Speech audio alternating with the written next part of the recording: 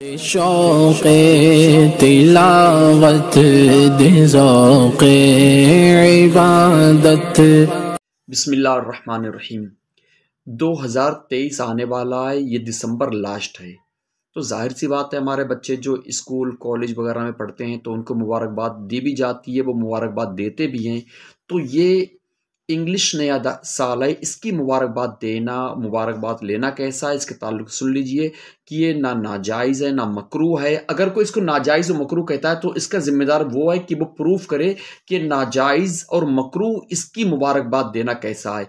मुबारकबाद सिर्फ एक ये दुआया कलिमा है, यानी कि आपको ये 2023 में पूरे साल में 365 दिन जो बोले जाते हैं कि ये आपको मुबारक हो, यानी कि ये दिन आपके अच्छे निकले, ये दिन आपके ऐसे निकले कि आप रोज़ाना नमाज की पाबंदी करें, रोज़ाना तिलावत करें और साथ में सच बोलें, अपने आप को बदनिगाही से बचाएं, अपने आप को जुआ शराब से बचाएं और अपनी जो दिक्कतें परेशानियां भी आने वाली हों, अल्लाह ताला उन दिक्कतों को परेशानियों को रोके और नेक आमाल करने वाला बना दे, अपनी रहमत में हमें रखे। इस तरीके से ये दुआया कलिमात होती, तो इसमें कोई मसला नहीं है।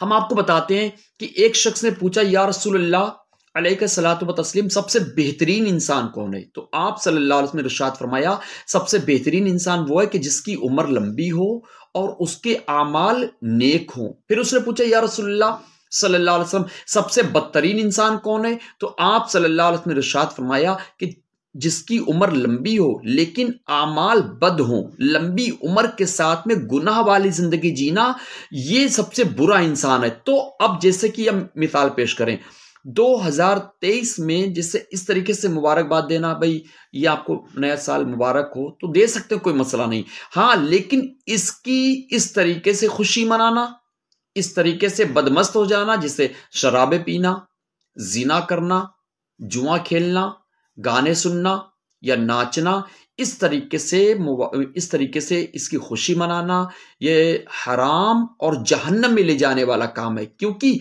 नया साल तो मिला लेकिन गुनाहों के साथ मिला। तो जो नया साल गुनाहों के साथ जिसकी शुरुआत हो, इसमें बर्बादी है। अच्छा नया साल कौन सा है? जिससे कि आप अगर चलिए हम इस नए साल को मनाना चाहें तो कैसे मनाएं? तो आप ये नियत कर सकते हैं कि इंशाअल्लाह हम इस नए साल में नमाजें नहीं छोड़ेंगे, हम झूठ नहीं बोलेंगे, हम शराब नहीं पिएंगे, हम तिलावत कुरान पाक करते रहेंगे।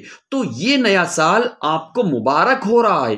तो इस तरीके से कोई अगर ये नियत बनाए कि इंशाअल्लाह हम इस नए साल को इस तरीके से मनाएंगे कि अच्छे काम करेंगे और बुरे कामों से बचेंगे, तो इंशाअल्लाह ये उसको नया साल मुबारक हो रहा है। तो ये दुआया कलिमात, जैसे हम लोग कहते हैं जुमा मुबारक हो, यानी जुमा मुबारक हो, यानी कि इस जुमा का आप खूब एहतमाम करें, गुस्ल करें, वुजू करें, इत्र लगाएं और अच्छे कपड़े पहन के नमाज पढ़ने जाएं, अल्लाह ताला की बारगाह में दुआ करें और कब्रिस्तान भी जाएं, कब्रों की जियारत करें, जाकर उनके लिए इसारे सवाब करें। तो इस तरीके से पूरा जो अल्लाह पाक ने जुमा का दिन हमें अता फरमाया, तो हमने उसका सही सही इस्तेमाल किया। ऐसे ही रमज़ान का महीना आया, रमज़ान मुबारक हो। तो रमज़ान मुबारक का मतलब ये होता है कि जो रमज़ान आपको मिला है, आप इसके सारे रोज़े रखें और इसमें खूब तिलावत करें, इसमें अच्छे काम करें, बुरे कामों से अपने आप को बचा लें। आप ये समझिए कि मुबारक का मतलब यही होता है कि बंदा अपने आप को बुरे काम से बचा ले और अच्छे काम में लग जाए। तो चाहे ये मुहर्रम का महीना हो या ये अंग्रेजी नया साल हो, इसमें कोई मसला नहीं।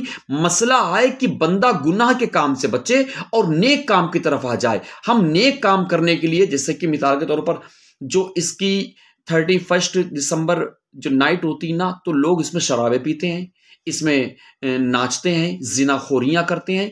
तो अगर आप इसको मनाना चाहें तो जहां पर भी ऐसे इज्तिमात होते हों, ऐसे जलसे होते हों, जहां पर इस नियत के साथ लोग करते हो कि हमारी नौजवान नस्ल बुराई में, शराब में और शबाब में डूबने के बजाय इस मजलिस में आ जाए, तो अल्हम्दुलिल्लाह इस मजलिस में जाना ये भी सवाब की बात है।